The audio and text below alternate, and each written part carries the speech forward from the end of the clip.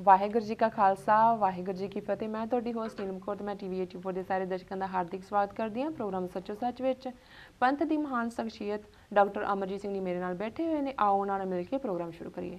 And doctor ਸਾਹਿਬ welcome to our show. Thank you. And doctor ਸਾਹਿਬ ਅੱਜ 24 ਜੂਨ 2013 11 ਹਾੜ ਨਾਨਕਸ਼ਾਹੀ ਸੰਮਤ 545 ਦਾ ਦਿਨ ਹੈ ਤੇ ਹੁਣ ਅਸੀਂ ਆਪਣੇ ਪ੍ਰੋਗਰਾਮ ਦੀ ਸ਼ੁਰੂਆਤ ਸਾਡੇ ਦਰਸ਼ਕਾਂ ਵੱਲੋਂ ਆਈਆਂ emails, phone messages, text messages, Twitter messages ਅਤੇ ਫੇਸਬੁੱਕ ਮੈਸੇਜ ਦੇ ਨਾਲ ਕਰਦੇ ਹਾਂ। ਤੇ ਸਾਡੀ ਪਹਿਲੀ ਈਮੇਲ ਆਈ ਹੈ ਵਰਜੀਨੀਆ ਤੋਂ ਸਰਦਾਰ ਪਰਮਜੀਤ ਸਿੰਘ ਜੀ ਦੀ। ਇਹ ਲਿਖਦੇ ਹਨ, ਡਾਕਟਰ ਸਾਹਿਬ ਵਾਹਿਗੁਰੂ ਜੀ ਕਾ ਖਾਲਸਾ ਵਾਹਿਗੁਰੂ ਜੀ ਕੀ ਫਤਿਹ। ਮੇਰਾ ਸਵਾਲ ਨਵਜੰਮੀਆਂ ਬੱਚਿਆਂ ਨੂੰ ਮਾਰਨ ਸੰਬੰਧੀ ਹੈ।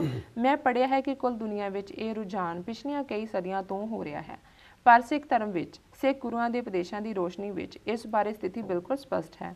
ਕੀ ਇਹ ਸ਼ਰਮ ਦੀ ਗੱਲ ਨਹੀਂ ਕਿ ਹੁਣ ਸਿੱਖ ਇਸ ਕੁਕਰਮ ਵਿੱਚ ਦੂਸਰਿਆਂ ਨਾਲੋਂ ਵੀ ਅੱਗੇ ਹਨ? ਹਿੰਦੂਆਂ ਨੇ ਤਾਂ ਸ਼ੁਰੂ ਤੋਂ ਔਰਤ ਨੂੰ ਪੈਰਾਂ ਦੀ ਜੁੱਤੀ ਸਮਝਿਆ ਹੈ ਅਤੇ ਦੂਸਰੇ ਧਰਮਾਂ ਦੀ ਸਥਿਤੀ ਵੀ ਇਸ ਮੁੱਦੇ ਤੇ ਕਮਜ਼ੋਰ ਹੀ ਹੈ, ਪਰ ਸਿੱਖ ਧਰਮ ਨੇ ਤਾਂ ਸਿਧਾਂਤਕ ਅਤੇ ਅਮਲੀ ਤੌਰ ਤੇ ਔਰਤ ਨੂੰ ਪੂਰੇ ਬਰਾਬਰੀ ਦੇ ਹੱਕ ਦਿੱਤੇ ਹੋਏ ਹਨ। ਕੀ ਇਹ ਸਾਡੀ ਤਰਾਸਦੀ ਨਹੀਂ ਹੈ ਕਿ ਅਜੇ ਵੀ ਸਿੱਖਾਂ ਦੀਆਂ ਕੁਝ ਸੰਪਰਦਾਵਾਂ ਸਿੱਖ ਔਰਤਾਂ ਨੂੰ ਬਰਾਬਰ ਦੇ ਹੱਕ ਦੇਣ ਤੋਂ ਇਨਕਾਰੀ ਹਨ? ਕਿਰਪਾ ਕਰਕੇ ਸਾਨੂੰ ਦੱਸੋ ਕਿ ਸਿੱਖਾਂ ਵਿੱਚ ਇਹ ਕੁੜੀ ਮਾਰ ਦੀ ਬਿਮਾਰੀ ਕਦੋਂ ਤੋਂ ਸ਼ੁਰੂ ਹੋਈ? ਮੇਰੀਆਂ ਆਪਣੀਆਂ 4 ਬੱਚੀਆਂ ਹਨ। ਮੈਨੂੰ ਕਦੀ ਵੀ ਇਹ ਮਹਿਸੂਸ ਨਹੀਂ ਹੋਇਆ ਕਿ ਮੈਨੂੰ ਪੁੱਤਰ ਦੀ ਲੋੜ ਹੈ। ਧੀਆਂ ਰੱਬ ਦਾ ਇੱਕ ਤੋਹਫਾ ਹਨ ਅਤੇ ਸਿੱਖੀ ਵਿਸ਼ਵਾਸਾਂ ਦੀ ਬੁਨਿਆਦ ਹਨ।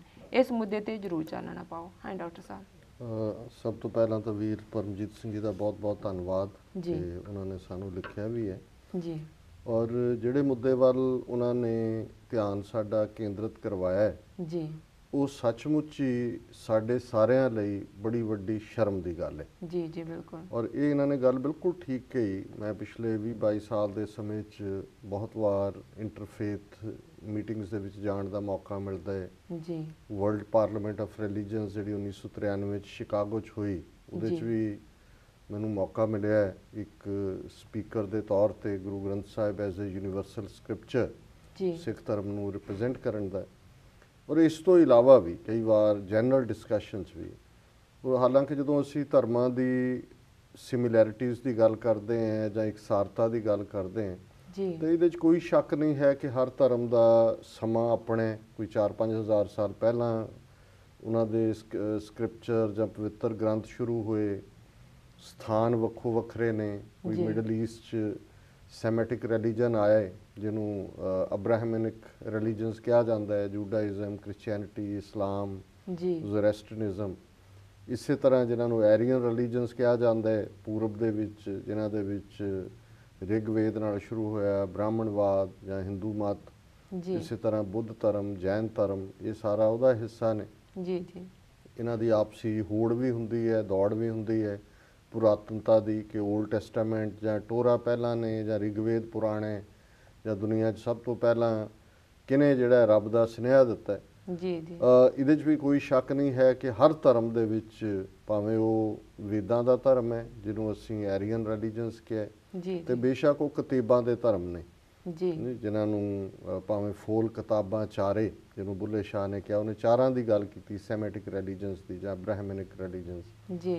ਉਹਨਾਂ ਸਾਰਿਆਂ ਦੇ ਵਿੱਚ ਜਿਹੜਾ ਬੇਸਿਕ ਇੰਟੈਂਟ ਹੈ, ਕੰਟੈਂਟ ਹੈ, ਆਧਾਰ ਹੈ, ਉਹ ਟਰੂਥ ਹੈ। ਇਸ ਲਈ ਗੁਰੂ ਸਾਹਿਬ ਨੇ ਸਾਨੂੰ ਯਾਦ ਕਰਵਾਇਆ ਕਿ ਵੇਦ ਕਤੇਬ ਕਹੋ ਮਤ ਝੂਠੇ, ਝੂਠਾ ਜੋ ਨਾ ਵਿਚਾਰੇ ਕਿ। ਔਰ ਇਸੇ ਗੱਲ ਨੂੰ ਹੀ ਉਹਨਾਂ ਨੇ ਜਦੋਂ ਇਸ ਪਾਸੇ ਵੱਲ ਇਸ਼ਾਰਾ ਭਾਈ ਗੁਰਦਾਸ ਕਰਦੇ ਨੇ ਕਿ ਵੇਦਾਂ ਨੂੰ ਮੰਨਣ ਵਾਲੇ, ਕਤੇਬਾਂ ਨੂੰ ਮੰਨਣ ਵਾਲੇ, ਜਿਨ੍ਹਾਂ ਦਾ ਮੁੱਖ ਮੁੱਦਾ ਤਾਂ ਇਹਨਾਂ ਧਰਮਾਂ ਦੀ ਬਿਨਾਹ ਦੇ ਉੱਤੇ ਸੱਚ ਦੇ ਰਸਤੇ ਤੇ ਚੱਲਣਾ ਸੀ, ਪਰ ਵੇਦ ਕਤੇਬ ਭੁਲਾਏ ਕੇ ਮੋਏ ਲਾਲਚ ਦੁਨੀ ਸ਼ੈਤਾਣੇ, ਸੱਚ ਕਿਨਾਰੇ ਰਹਿ ਗਿਆ ਖੈ ਮਰਦੇ ਬਾਹਮਣ ਮੌਲਾਣੇ, ਸਿਰੋਂ ਨਾ ਮਿੱਟੇ ਆਵਣ ਜਾਣ। ਉਹਨਾਂ ਨੂੰ ਵੇਦ ਭੁੱਲ ਗਏ, ਇਹਨਾਂ ਨੂੰ ਕਤੇਬ ਭੁੱਲ ਗਏ।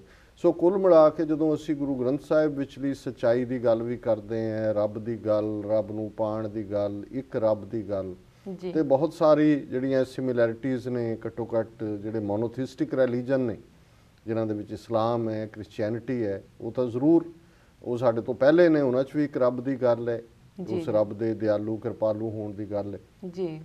ਪਰ ਦੋ ਇਸ਼ੂ ਐਸੇ ਆ ਜਾਂਦੇ ਨੇ ਇਹਨਾਂ ਸਾਰੀਆਂ ਡਿਬੇਟਸ, ਡਿਸਕਸ਼ਨਸ ਦੇ ਵਿੱਚ ਜਿਹਦੇ 'ਚ ਸਿੱਖ ਧਰਮ ਦੇ ਬਰਾਬਰ ਫਿਰ ਕੋਈ ਹੋਰ ਧਰਮ ਨਹੀਂ ਖਲੋਂਦਾ। ਔਰ ਉਹ ਵੀ ਮੰਨਦੇ ਨੇ ਕਿ ਵੀ ਨਹੀਂ, ਇਸ ਦੇ ਵਿੱਚ ਸਿੱਖਾਂ ਦੀ ਜਾਂ ਸਿੱਖ ਧਰਮ ਦੀ ਸਰਦਾਰੀ ਹੈ, ਔਰ ਉਹਨਾਂ 'ਚ ਇੱਕ ਜਿਹੜਾ ਔਰਤਾਂ ਦੇ ਹੱਕਾਂ ਦੀ ਗੱਲ ਹੈ। ਸੋ ਮੈਂ ਵੇਰਵੇ 'ਚ ਨਹੀਂ ਜਾਵਾਂਗਾ ਕਿ ਕਿਸ ਧਰਮ ਨੇ ਔਰਤ ਨੂੰ ਕੀ ਰੁਤਬਾ ਦਿੱਤਾ ਹੈ, ਪਰ ਇਹਦੇ 'ਚ ਕੋਈ ਸ਼ੱਕ ਨਹੀਂ ਹੈ ਕਿ ਗੁਰੂ ਨਾਨਕ ਸਾਹਿਬ ਉਹ ਪਹਿਲੇ ਰੱਬ ਦਾ ਪ੍ਰਕਾਸ਼ ਨੇ, ਗੁਰੂ ਨੇ, ਜਿਨ੍ਹਾਂ ਨੇ ਧਾਰਮਿਕ ਸਕ੍ਰਿਪਚਰ ਦੇ ਵਿੱਚ, ਬਾਣੀ ਦੇ ਵਿੱਚ, ਸਕ੍ਰਿਪਚਰ ਇਸ ਲਈ ਕਿ ਅੱਜ ਗੁਰੂ ਗ੍ਰੰਥ ਸਾਹਿਬ ਸਾਡੇ ਜਾਗਤ ਜੋਤ ਗੁਰੂ ਨੇ, ਉਹਨਾਂ ਨੇ ਜਿਸ ਬੁਲੰਦ ਸੁਰ ਦੇ ਨਾਲ ਔਰਤ ਦੇ ਹੱਕਾਂ ਨੂੰ ਡਿਫੈਂਡ ਕੀਤਾ ਹੈ, ਇਹ ਪਹਿਲਾਂ ਕਿਸੇ ਪੈਗੰਬਰ, ਕਿਸੇ ਮਸਾਇਆ, ਕਿਸੇ ਅਵਤਾਰ, ਕਿਸੇ ਹੋਰ ਦੇ ਹਿੱਸੇ ਨਹੀਂ ਸੀ ਆਇਆ। ਔਰ ਗੁਰੂ ਨਾਨਕ ਸਾਹਿਬ ਨੇ ਬੁਲੰਦ ਆਵਾਜ਼ 'ਚ ਇੱਥੋਂ ਤੱਕ, ਇਹ ਸਿਰਫ ਸੋ ਕਿਉ ਮੰਦਾ ਆਖੀਏ ਜਿਤ ਜੰਮੇ ਰਾਜਾਨ ਤੱਕ ਗੱਲ ਨਹੀਂ ਹੈ, ਪੰਡੋ ਹੀ ਪੰਡ ਉਪਜੈ ਪੰਡੈ ਬਾਹਰ ਨਾ ਕੋਏ, ਨਾਨਕ ਪੰਡੈ ਬਾਹਰਾ ਇੱਕੋ ਸੱਚਾ ਸੋਏ। ਇਹ ਬੜੀ ਪ੍ਰੋਫਾਊਂਡ ਸਟੇਟਮੈਂਟ ਹੈ, ਨੈਕਸਟ ਟੂ ਗॉड, ਕਿ ਸਾਰੀ ਕ੍ਰੀਏਸ਼ਨ ਹੀ ਔਰਤ ਦੇ ਨਾਲ ਜੁੜੀ ਹੋਈ ਹੈ। ਸਿਰਫ ਇੱਕ ਰੱਬ ਹੈ ਜਿਹੜਾ ਔਰਤ ਦੀ ਕੁੱਖ 'ਚ ਨਹੀਂ ਆਉਂਦਾ, ਬਾਕੀ ਤਾਂ ਸਾਰੀ ਕ੍ਰੀਏਸ਼ਨ ਜਿਹੜੀ ਹੈ ਉਸ ਦੀ ਜਨਨੀ ਜਿਹੜੀ ਹੈ ਉਹ ਔਰਤ ਹੈ। ਔਰ ਜਦੋਂ ਅਸੀਂ ਇਸ ਰੈਵੋਲੂਸ਼ਨ ਨੂੰ, ਜਿਹੜਾ ਗੁਰੂ ਨਾਨਕ ਸਾਹਿਬ ਨੇ ਔਰਤ ਦੇ ਹੱਕਾਂ ਦੇ ਹਵਾਲੇ ਨਾਲ ਸ਼ੁਰੂਆਤ ਕੀਤਾ ਹੈ, ਤੇ 10ਵੇਂ ਪਾਤਸ਼ਾਹ ਤੱਕ ਪਹੁੰਚਦੇ ਹਾਂ। ਲੰਬਾ ਇਤਿਹਾਸ ਹੈ, ਕਿਵੇਂ ਮਾਤਾ ਖੀਵੀ ਜੀ ਗੁਰੂ ਅੰਗਦ ਸਾਹਿਬ ਦੇ ਮਹਿਲ ਨੇ, ਉਹਨਾਂ ਨੂੰ ਗੁਰਬਾਣੀ ਦੇ ਵਿੱਚ ਨੇਕ ਜਨ ਦੇ ਤੌਰ ਤੇ ਯਾਦ ਕੀਤਾ ਜਾਂਦਾ ਹੈ। ਕਿਵੇਂ ਗੁਰੂ ਅਮਰਦਾਸ ਜੀ ਨੇ ਸਤੀ ਦੇ ਜਿਹੜਾ ਸਿਸਟਮ, ਜਿਹਨੂੰ ਕਿ ਅੰਗਰੇਜ਼ਾਂ ਨੇ ਵੀ ਜਦੋਂ ਖਤਮ ਕੀਤਾ ਕਾਨੂੰਨ ਦੇ ਨਾਲ, ਇਹਦੇ ਬਾਵਜੂਦ ਵਿਰੋਧਤਾ ਹੋਈ। ਅੱਜ ਵੀ ਹਜ਼ਾਰਾਂ ਮੰਦਰ ਰਾਜਸਥਾਨ 'ਚ ਸਤੀ ਦੇ ਨੇ, ਅਜੇ ਵੀ ਹੁੰਦੀਆਂ ਨੇ ਸਤੀ, ਲੇਕਿਨ ਗੁਰੂ ਅਮਰਦਾਸ ਜੀ ਨੇ ਦਰਬਾਰ ਦੇ ਵਿੱਚ ਪਰਦਾ ਕਰਕੇ ਆਉਣਾ, ਸਤੀ ਦੀ ਰਸਮ, ਇਹਨਾਂ ਸਾਰਿਆਂ ਨੂੰ ਫੋਰਸਫੁਲੀ ਉਹਨਾਂ ਨੇ ਕਿਹਾ ਵੀ ਨਹੀਂ, ਇਹ ਬਿਲਕੁਲ ਐਕਸੈਪਟੇਬਲ ਨਹੀਂ। ਔਰ ਇੱਕ ਸਟੈਪ ਅੱਗੇ ਜਾਂਦੇ ਆ। ਅੱਜ ਦੁਨੀਆ ਦੇ ਵਿੱਚ ਅਜੇ ਵੀ ਡਿਬੇਟ ਹੋ ਰਹੀ ਹੈ ਈਸਾਈ ਮਤ ਦੇ ਵਿੱਚ, ਕਿਤੇ ਉਹ ਪ੍ਰੀਸਟ ਬਣ ਸਕਦੀਆਂ, ਕੈਥੋਲਿਕ ਤਾਂ ਨੇੜੇ ਨਹੀਂ ਲੱਗਣ ਦਿੰਦੇ। ਲੇਕਿਨ ਜੇ ਗੁਰੂ ਸਾਹਿਬ ਨੇ 22 ਮੰਜੀਆਂ ਧਰਮ ਪ੍ਰਚਾਰ ਦੇ ਲਈ ਬਣਾਈਆਂ, ਉਹਨਾਂ ਦੇ ਵਿੱਚ ਔਰਤਾਂ ਵੀ ਜਿਹੜੀਆਂ ਨੇ ਉਹਦਾ ਹਿੱਸਾ ਨੇ, ਬੀਬੀਆਂ। ਔਰ 10ਵੇਂ ਪਾਤਸ਼ਾਹ ਤੱਕ ਪਹੁੰਚਦੇ ਹਾਂ, ਅਸੀਂ ਦੇਖਦੇ ਹਾਂ ਕਿ 10ਵੇਂ ਪਾਤਸ਼ਾਹ ਨੇ ਕੌਰ, ਸ਼ਹਿਜ਼ਾਦੀ ਜਾਂ ਸ਼ਹਿਜ਼ਾਦਾ, ਕਿਰਪਾਨ, 5 ਕਕਾਰਾਂ ਦੀ ਜਦੋਂ ਅਸੀਂ ਗੱਲ ਕਰਦੇ ਹਾਂ, ਸੋ ਕਿਰਪਾਨ ਜਿਹਦੇ ਕੋਲ ਹੈ ਉਹ ਅਬਲਾ ਨਹੀਂ ਹੈ।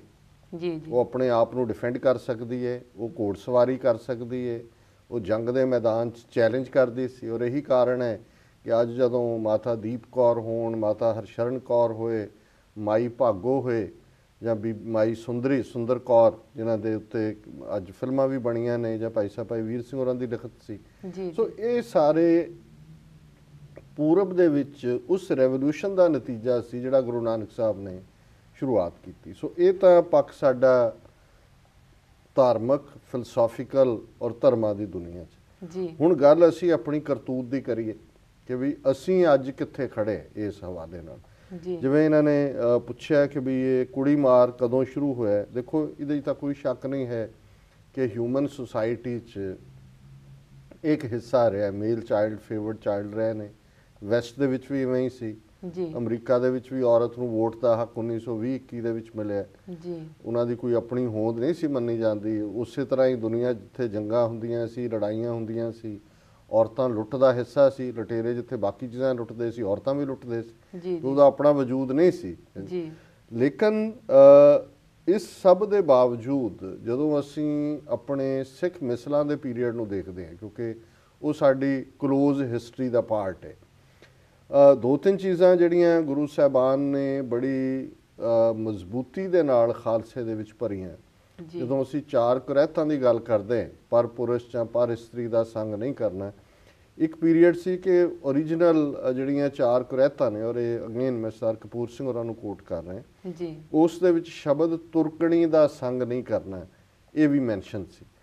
ਹੁਣ ਇਹ ਇਸ ਲਈ ਨਹੀਂ ਕਿ ਮੁਸਲਮਾਨ ਔਰਤ ਜਾਂ ਤੁਰਕ ਔਰਤ ਨੂੰ ਕੋਈ ਉਸ ਨੂੰ ਕਾਸਟੀਗੇਟ ਕੀਤਾ ਜਾਂ ਉਸ ਨੂੰ ਕੋਈ ਉਹਦੇ ਖਿਲਾਫ ਕੁਛ ਕਿਹਾ, ਉਹਨੂੰ ਪ੍ਰੋਟੈਕਟ ਕੀਤਾ, ਕਿਉਂਕਿ ਅਸੀਂ ਗੱਲ ਕਰਕੇ ਹਟੇ ਹੈ ਕਿ ਲੁੱਟ ਦਾ ਹਿੱਸਾ ਸੀ। ਔਰ ਜੋ ਤੁਰਕ ਕਰਦੇ ਸਨ, ਹਮਲਾਵਰ ਕਰਦੇ ਸਨ, ਜਾਂ ਬਾਕੀ ਵੀ ਯੂਰਪੀਅਨਸ ਨੇ ਕਿਹੜੀ ਘੱਟ ਕੀਤੀ ਹੈ।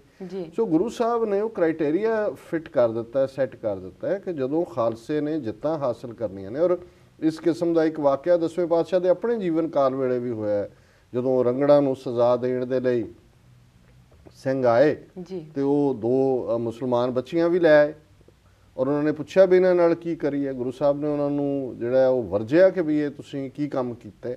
ਤੇ ਉਹਨਾਂ ਨੇ ਕਿਹਾ ਕਿ ਜੀ ਇਹ ਵੀ ਸਾਡੇ ਨਾਲ ਕਰਦੇ ਨੇ ਦੁਸ਼ਮਣ ਵੀ, ਤੇ ਗੁਰੂ ਸਾਹਿਬ ਨੇ ਕਿਹਾ ਵੀ ਹਮ ਲੈ ਜਾਨੋ ਪੰਥ ਉਚੇਰੋ, ਕਿ ਜੇ ਤੁਸੀਂ ਵੀ ਉਸੇ ਖੂਹ 'ਚ ਡਿੱਗਣਾ ਜਿਹਦੇ 'ਚ ਇਹ ਡਿੱਗੇ ਹੋਏ ਨੇ ਤੇ ਫਿਰ ਖਾਲਸੇ ਦਾ ਹੋਣ ਦਾ ਕੀ ਫਾਇਦਾ ਕਿ ਮੈਂ ਤਾਂ ਇਸ ਪੰਥ ਨੂੰ ਉੱਚਾ ਲੈ ਕੇ ਜਾਣਾ। ਸੋ ਇਹ ਜਿਹੜਾ ਪਰ ਇਸਤਰੀ ਦੇ ਸੰਗ ਤੋਂ ਵਰਜਤ ਔਰ ਇਹਦਾ ਕਰੈਤ ਦਾ ਮਤਲਬ ਕਿ ਉਹ ਸਿੱਖ ਨਹੀਂ ਰਹਿੰਦਾ ਜੀ ਜੀ। ਸੋ ਜ਼ਾਹਰ ਹੈ ਕਿ ਇਸ ਕਰੈਕਟਰ ਨੂੰ ਜਦੋਂ ਦੁਸ਼ਮਣਾਂ ਨੇ, ਜਿਨ੍ਹਾਂ ਦੇ ਵਿੱਚ ਜਿਵੇਂ ਅਹਿਮਦ ਸ਼ਾਹ ਅਬਦਾਲੀ ਆਇਆ, ਉਹਨਾਂ ਦੇ ਨਾਲ ਉਹਨਾਂ ਦਾ ਕੋਰਟ ਜਿਹੜਾ ਹਿਸਟੋਰੀਅਨ ਵੀ ਹੈ, ਯੋਧਾ ਵੀ ਹੈ, ਕਾਜ਼ੀ ਨੂਰਦੀਨ, ਉਹ ਸਿੱਖਾਂ ਦੇ ਕਰੈਕਟਰ ਦੀ ਗੱਲ ਕਰਦਾ ਹੈ। ਬੇਸ਼ੱਕ ਉਹ ਸਿੱਖਾਂ ਲਈ ਬੜੀ ਮਾੜੀ ਜ਼ਬਾਨ ਇਸਤੇਮਾਲ ਕਰਦਾ, ਸੱਗ ਕਹਿੰਦਾ, ਕੁੱਤੇ ਕਹਿੰਦਾ, ਪਰ ਨਾਲ ਹੀ ਕਹਿੰਦਾ ਵੀ ਨਹੀਂ ਇਹ ਸੱਗ ਨਹੀਂ, ਇਹ ਤਾਂ ਸ਼ੇਰ ਨੇ, ਔਰ ਬਾਕੀ ਕਹਿ ਕੇ ਕਿ ਇਹ ਕਦੇ ਦੁਸ਼ਮਣ ਦੀ ਔਰਤ ਵੱਲ ਵੀ ਜਿਹੜਾ ਇਹ ਮਾੜੀ ਨਜ਼ਰ ਨਾਲ ਨਹੀਂ ਦੇਖਦੇ। ਔਰ ਜਿਹੜੀਆਂ ਬੀਬੀ, ਔਰ ਇਹ ਮੈਂਸ਼ਨ ਹੈ ਕਿ ਵੀ ਜਦੋਂ ਕਈ ਵਾਰ ਦੁਸ਼ਮਣ ਦੀਆਂ ਔਰਤਾਂ ਜੰਗ ਦੇ ਦੌਰਾਨ ਇਹਨਾਂ ਦੇ ਕਬਜ਼ੇ 'ਚ ਵੀ ਆ ਜਾਂਦੀਆਂ ਸੀ, ਉਹਨਾਂ ਨੂੰ ਭੈਣਾਂ ਸਮਝ ਕੇ ਉਹਨਾਂ ਦੀ ਝੋਲੀ ਕੁਛ ਪਾ ਕੇ ਸੁਰੱਖਿਅਤ ਉਹਨਾਂ ਨੂੰ ਕੈਂਪਾਂ ਦੇ ਵਿੱਚ ਵਾਪਸ ਪਹੁੰਚਾਇਆ ਜਾਂਦਾ ਸੀ। ਸੋ ਇੱਕ ਪਾਸੇ ਤਾਂ ਔਰਤ ਦੇ ਹਵਾਲੇ ਨਾਲ ਇਹ ਸਾਡਾ ਕਿਰਦਾਰ ਕਰੈਕਟਰ ਰਿਹਾ ਜੀ। ਕੁੜੀ ਮਾਰ ਦੇ ਹਵਾਲੇ ਨਾਲ ਅਸੀਂ 12 ਮਿਸਲਾਂ ਦੇ ਵੇਲੇ 'ਚ ਇੱਕ ਘਟਨਾ ਦੇਖਦੇ ਹਾਂ, ਠੀਕ ਜਾਂ ਗਲਤ, ਲੇਕਿਨ ਇਹ ਮੈਂਸ਼ਨ ਹੈ ਕਿ ਸਰ ਜੱਸਾ ਸਿੰਘ ਰਾਮਗੜੀ ਹੈ, ਜਿਨ੍ਹਾਂ ਬਾਰੇ ਆਉਂਦਾ ਹੈ ਕਿ ਉਹਨਾਂ ਨੂੰ ਜਿਹੜਾ ਪੰਥ ਨੇ ਉਹ ਪੰਥ ਦਾ ਹਿੱਸਾ ਨਹੀਂ ਸੀ। ਫਿਰ ਜਦੋਂ ਰਾਮਗੜ੍ਹ ਰਾਮ ਰੌਣੀ ਦਾ ਘੇਰਾ ਪਿਆ ਉਦੋਂ ਉਹਨਾਂ ਨੇ ਚਿੱਠੀ ਲਿਖੀ ਕਿ ਜੇ ਪੰਥ ਮੈਨੂੰ ਬਖਸ਼ ਦੇ ਤੇ ਮੈਂ ਜੁਆਇਨ ਕਰਦਾ। ਉਹਨਾਂ ਨੇ ਜੁਆਇਨ ਕੀਤਾ ਤੇ ਉਹਨਾਂ ਦਾ ਪੰਥ ਚੋਂ ਬਾਹਰ ਜਾਣ ਦਾ ਜਿਹੜਾ ਕਾਰਨ ਦੱਸਿਆ ਜਾਂਦਾ ਉਹ ਇਹ ਸੀ ਕਿ ਉਹਨਾਂ ਦੇ ਉੱਤੇ ਇਹ ਸ਼ੱਕ ਸੀ ਕਿ ਉਹਨਾਂ ਨੇ ਆਪਣੀ ਬੱਚੀ ਨੂੰ ਮਾਰਿਆ, ਨਵਜੰਮੀ ਬੱਚੀ ਨੂੰ। ਔਰ ਉਸ ਵੇਲੇ ਇਹ ਇੱਕ ਪੰਜਾਬ ਦੇ ਕਸਟਮ ਦੇ ਵਿੱਚ ਇਹ ਹਿੱਸਾ ਸੀ ਕਿ ਵੀ ਜਦੋਂ ਬੱਚੀਆਂ ਨੇ ਉਹਨਾਂ ਨੂੰ ਹੋਇਆ, ਉਹਨਾਂ ਨੂੰ ਜਿਹੜਾ ਉਹ ਕਈ ਮਾਰਦੇ ਨਹੀਂ ਸੀ, ਘੜੇ 'ਚ ਜਿਹੜਾ ਦੱਬ ਦਿੰਦੇ ਸੀ। ਨਾਲ ਉਹ ਪੰਜਾਬ ਦੇ ਵਿੱਚ ਇਹ ਗੱਲ ਰਹੀ ਹੈ ਕਿ ਜੀ ਉਹ ਗੁੜ ਰੱਖ ਦੇਣਾ, ਗੁੜ ਖਾਵੀਂ ਪੂਣੀ ਕੱਤਰੀ ਆਪ ਨਾ ਆਵੀਂ ਵੀਰ ਨੂੰ ਘੱਲੀ, ਇਹ ਕਹਿ ਕੇ ਦੱਬ ਦੇਣ। ਔਰ ਇਸੇ ਤਰ੍ਹਾਂ ਅਸੀਂ ਈਵਨ ਮਹਾਰਾਜਾ ਰਣਜੀਤ ਸਿੰਘ ਦੀ ਮਦਰ ਦਾ ਅਸੀਂ ਦੇਖਦੇ ਹਾਂ, ਰਾਜ ਕੌਰ, ਜਿਸ ਬਾਰੇ ਕਿਹਾ ਜਾਂਦਾ ਹੈ ਕਿ ਵੀ ਉਸ ਨੂੰ ਦੱਬ ਦਿੱਤਾ ਸੀ ਇਸੇ ਤਰ੍ਹਾਂ ਹੀ, ਲੇਕਿਨ ਕੋਈ ਉੱਥੋਂ ਗੁਰਮੁਖ ਪਿਆਰਾ ਲੰਘਿਆ, ਉਸ ਨੂੰ ਮਹਿਸੂਸ ਹੋਇਆ ਜਾਂ ਉਹਨੇ ਮਹਿਸੂਸ ਕੀਤਾ ਉਹਨੂੰ ਕਿ ਵੀ ਇੱਥੇ ਆ ਪੁੱਟਿਆ, ਔਰ ਉਹ ਰਾਜ ਕੌਰ ਸੀ ਜਿਹਦੀ ਕੁੱਖ ਚੋਂ ਮਹਾਬਲੀ ਰਣਜੀਤ ਸਿੰਘ ਪੈਦਾ ਹੋਇਆ।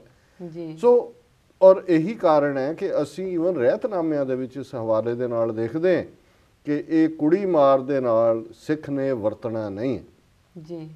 ਹੋਏ ਸਿੱਖ ਵਰਤਨ ਕਰੇ ਅੰਤ ਹੋਏ ਗੋ ਖੁਆਰ ਜੀ, ਕਿ ਵੀ ਇਹ ਕੁੜੀ ਮਾਰ ਨਾਲ ਜਿਹੜਾ ਵਰਤਨ ਵਾਲਾ ਹੈ ਇਹ ਅਖੀਰ ਖਵਾਰ ਹੋਏਗਾ। ਸੋ ਇਹ ਸਾਡੇ ਜਿਹੜਾ ਤਨਖਾਹੀਆਂ ਦਾ ਹਿੱਸਾ ਹੈ ਉਸ ਦੇ ਵਿੱਚ ਇਹ ਮੈਂਸ਼ਨ ਹੈ ਕਿ ਵੀ ਕੁੜੀ ਮਾਰ ਦੇ ਨਾਲ ਨਹੀਂ ਵਰਤਣਾ।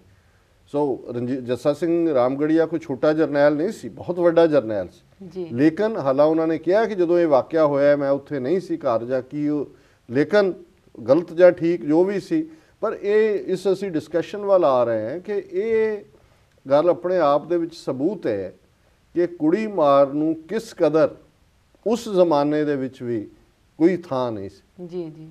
ਅੱਜ ਦਾ ਪੀਰੀਅਡ, ਹੁਣ ਜਦੋਂ ਅੱਜ ਅਸੀਂ ਡਾਟਾ ਦੇਖਦੇ ਹਾਂ, ਕੈਨੇਡਾ ਦੇ ਹਵਾਲੇ ਨਾਲ ਹੋਏ, ਪੰਜਾਬ ਦੇ ਹਵਾਲੇ ਨਾਲ ਹੋਏ, ਅਮਰੀਕਾ ਵਾਲੇ ਇੱਕ ਪੀਰੀਅਡ ਸੀ, ਉਹ ਕੈਨੇਡਾ ਵਾਲੇ ਜਿਹੜੇ ਨੇ ਕਿਉਂਕਿ ਉੱਥੇ ਅਲਾਉਡ ਨਹੀਂ ਹੈ ਸ਼ਾਇਦ, ਤੇ ਉਹ ਅਮਰੀਕਾ ਦੇ ਬਾਰਡਰ ਤੇ ਆ ਕੇ ਕਰਦੇ ਸੀ ਜੀ। ਸੈਕਸ ਡਿਟਰਮੀਨੇਸ਼ਨ ਟੈਸਟ ਹੈ, ਮੁੰਡਾ ਹੋਏਗਾ ਕਿ ਕੁੜੀ ਜੀ। ਔਰ ਪੰਜਾਬ ਦੇ ਵਿੱਚ ਤਾਂ ਜਿਸ ਕਿਸਮ ਦਾ ਉਹ ਡਾਟਾ ਬਾਹਰ ਆ ਰਿਹਾ ਹੈ, ਔਰ ਜਿਵੇਂ 1000 ਮੁੰਡਿਆਂ ਦੇ ਪਿੱਛੇ 800 850 ਕੁੜੀਆਂ, ਔਰ ਉਹਨਾਂ 'ਚ ਸਭ ਤੋਂ ਵਰਸਟ ਫਤਿਹਗੜ੍ਹ ਸਾਹਿਬ ਦਾ ਜ਼ਿਲ੍ਹਾ ਜਿੱਥੇ ਸਾਹਿਬਜ਼ਾਦਾ ਜ਼ੋਰਾਵਰ ਸਿੰਘ ਫਤਿਹ ਸਿੰਘ ਨੀਹਾਂ 'ਚ ਚਿਣੇ ਗਏ ਨੇ, ਸਿੱਖੀ ਦਾ ਜਿਹੜਾ ਹੱਬ ਹੈ, ਸੈਂਟਰ ਹੈ। ਸੋ ਇਹਨਾਂ ਸਾਰਿਆਂ ਨੂੰ ਜਦੋਂ ਅਸੀਂ ਇੱਕ ਲੜੀ ਦੇ ਵਿੱਚ ਕਰਕੇ ਦੇਖਦੇ ਹਾਂ ਤੇ ਇਸ ਤੋਂ ਵੱਧ ਕੇ ਹੋਰ ਕਿਹੜੀ ਸ਼ਰਮ ਦੀ ਗੱਲ ਹੋ ਸਕਦੀ ਹੈ ਕਿ ਜਿਸ ਧਰਮ ਦੇ ਵਿੱਚ ਇੰਨਾ ਉੱਚਾ ਰੁਤਬਾ ਹੋਏ, ਜਿਸ ਖਾਲਸੇ ਦੇ ਕਰੈਕਟਰ ਦੇ ਵਿੱਚ ਔਰਤ ਨੂੰ ਦੀ ਜਿਹੜੀ ਸੁਰੱਖਿਆ ਹੈ ਦੁਸ਼ਮਣ ਦੀ ਔਰਤ ਦੇ ਵੀ, ਉਹਨੂੰ ਇਸ ਕਦਰ ਗੁਰੂ ਸਾਹਿਬਾਨ ਨੇ ਜਿਹੜੀ ਹੈ ਉਹ ਰੈਕਗਨਾਈਜ਼ ਕੀਤਾ ਹੋਏ ਜੀ। ਜਿਸ ਔਰਤ ਦੇ ਗਾਤਰੇ ਕਿਰਪਾਨ ਪਾਈ ਹੋਏ ਗੁਰੂ ਨੇ ਕਿ ਉਹ ਆਪਣੇ ਆਪ ਨੂੰ ਡਿਫੈਂਡ ਕਰ ਸਕਦੀ ਹੈ। ਔਰ ਅੱਜ ਦੇ ਦੌਰ 'ਚ ਵੀ ਮੈਂ ਕਈ ਵਾਰ ਇਹ ਗੱਲ ਕਹਿੰਦਾ ਕਿ ਵੀ ਬੱਚੀਆਂ ਵਿਆਹੀਆਂ ਜਾਂਦੀਆਂ ਨੇ, ਉਹਨਾਂ ਦੇ ਆਪਣੇ ਬੱਚੇ ਬੱਚੀਆਂ ਹੋ ਜਾਂਦੇ ਨੇ ਵੱਡੇ, ਉਹਨਾਂ ਦੀ ਪਹਿਲੀ ਲਾਇਲਟੀ ਫਸਟ ਲਵ ਆਪਣੇ ਪੇਰੈਂਟਸ ਨਾਲ ਹੁੰਦਾ ਹੈ। ਜਿਸ ਸ਼ਿੱਦਤ ਨਾਲ ਬੱਚੀਆਂ ਆਪਣੇ ਮਾਪਿਓ ਨੂੰ ਪਿਆਰ ਕਰਦੀਆਂ, ਉਹਨਾਂ ਦਾ ਟੇਕ ਕੇਅਰ ਕਰਦੀਆਂ, ਇਹ ਬਹੁਤ ਵਾਰ ਮੁੰਡਿਆਂ ਦੇ ਕੇਸ 'ਚ ਮੈਜੋਰਿਟੀ 'ਚ ਇਹ ਗੱਲ ਨਹੀਂ ਹੈ। ਤੇ ਅਸੀਂ ਕਿੰਨੇ ਕਰੂਅਲ ਹੈ, ਕਿੰਨੇ ਜ਼ਾਲਮ ਹੈ ਅਸੀਂ ਕਿ ਉਹਨਾਂ ਨੂੰ ਪੁਰਾਣੇ ਤਾਂ ਕਿਤੇ ਬਾਹਰ ਜੰਮਣ ਤੋਂ ਬਾਅਦ ਮਾਰਦੇ ਹੋਣਗੇ, ਅਸੀਂ ਤਾਂ ਉਹਨਾਂ ਨੂੰ ਕੁੱਖ ਦੇ ਵਿੱਚ ਹੀ ਮਾਰ ਦਿੰਦੇ ਜੀ ਜੀ। ਔਰ ਮੈਂ ਸਮਝਦਾ ਵੀ ਇਸ ਬਾਰੇ ਬਹੁਤੇ ਸਾਡੇ ਪ੍ਰਚਾਰਕ ਬੋਲਣ ਨੂੰ ਤਿਆਰ ਨਹੀਂ ਜੀ। ਬਹੁਤ ਵਾਰੀ ਇਹਦਾ ਚਰਚਾ ਹੀ ਨਹੀਂ ਕੀਤਾ ਜਾਂਦਾ, ਕਿਉਂਕਿ ਇਹਦੇ 'ਚ ਵੱਡੇ ਵੱਡੇ ਦੋਸ਼ੀ ਨੇ। ਜਿਹਦੇ 2 ਕੁੜੀਆਂ ਹੋਈਆਂ, ਉਹ ਤੀਸਰੀ ਤੋਂ ਪਹਿਲਾਂ ਜਿਹੜਾ ਹੈ ਕਿ ਮੁੰਡਾ ਹੋਏ, ਉਹਨੇ ਪਤਾ ਨਹੀਂ ਕਿੰਨੀਆਂ ਜਿਹੜੀਆਂ ਨੇ ਉਹ ਉਹਨਾਂ ਨੂੰ ਕੁੱਖ ਦੇ ਵਿੱਚ ਮਾਰਿਆ ਹੁੰਦਾ ਜੀ। ਬਾਕੀ ਡਰਾਮੇਬਾਜ਼ੀਆਂ ਉੱਥੇ ਬਥੇਰੇ ਕਰਦੇ ਨੇ ਪੰਜਾਬ 'ਚ, ਨੰਨੀ ਛਾਂ ਤੇ ਫਲਾਣਾ ਤੇ ਟਿਮਕਾ, ਲੇਕਿਨ ਕੋਈ ਬਹੁਤ ਜ਼ਿਆਦਾ ਡਾਟਾ ਜਿਹੜਾ ਉਹ ਬਦਲਿਆ ਨਹੀਂ ਹੈ। ਉਹਦਾ ਕਾਰਨ ਇਹ ਹੈ ਕਿ ਇਸ ਗੱਲ ਦੀ ਸੋਸ਼ਲ ਐਕਸੈਪਟੈਂਸ ਹੈ ਔਰ ਇਸ ਕਿਸਮ ਦੇ ਲੋਕ ਗੁਰੂ ਨੂੰ ਕੀ ਮੂੰਹ ਦਿਖਾਣਗੇ ਔਰ ਅਸੀਂ ਆਪਣੇ ਧਰਮ ਦਾ ਕੀ ਮੂੰਹ ਮੱਥਾ ਬਣਾ ਰਹੇ ਹਾਂ, ਇਹ ਸਾਨੂੰ ਫਿਰ ਨਾ ਇਤਿਹਾਸ ਨੇ ਮੁਆਫ ਕਰਨੇ ਤੇ ਗੁਰੂ ਸਾਹਮਣੇ ਅਸੀਂ ਜਿਹੜਾ ਇਹ ਨਹੀਂ ਕਿ ਅਸੀਂ ਗੁਰੂ ਦੇ ਹੁਕਮ ਤੋਂ ਭਗੌੜੇ ਹਾਂ। ਮੈਂ ਸਮਝਦਾ ਵੀ ਅਸੀਂ ਉਸ ਸਜ਼ਾ ਦੇ ਹੱਕਦਾਰ ਹੈ ਜਿਹੜਾ ਸ਼ਾਇਦ ਕਿਸੇ ਹੋਰ ਕ੍ਰਾਈਮ ਲਈ ਨਹੀਂ ਹੈ। ਇਹ ਮਰਡਰ ਹੈ, ਇਹ ਕਤਲ ਹੈ ਔਰ ਇਹ ਸਿੱਖੀ ਸਿਧਾਂਤਾਂ ਦੀਆਂ ਧੱਜੀਆਂ ਉਡਾਣ। ਜੀ ਡਾਕਟਰ ਸਾਹਿਬ, ਤੁਹਾਡਾ ਬਹੁਤ ਬਹੁਤ ਧੰਨਵਾਦ। ਤੁਸੀਂ ਇਸ ਮੁੱਦੇ ਤੇ ਬਹੁਤ ਸੋਹਣਾ ਚਾਨਣਾ ਪਾਇਆ ਤੇ ਹੁਣ ਅਸੀਂ ਇੱਥੇ ਲੈਣੇ ਇੱਕ ਛੋਟਾ ਜਿਹਾ ਬ੍ਰੇਕ। ਵੀਅਰਸ, ਵਿਚਾਰਾਂ ਦਾ ਸਿਲਸਿਲਾ ਇਸ ਤਰ੍ਹਾਂ ਜਾਰੀ ਰਹੇਗਾ। ਮਿਲਦੇ ਹਾਂ ਇੱਕ ਛੋਟੇ ਜਿਹੇ ਬ੍ਰੇਕ ਤੋਂ ਬਾਅਦ।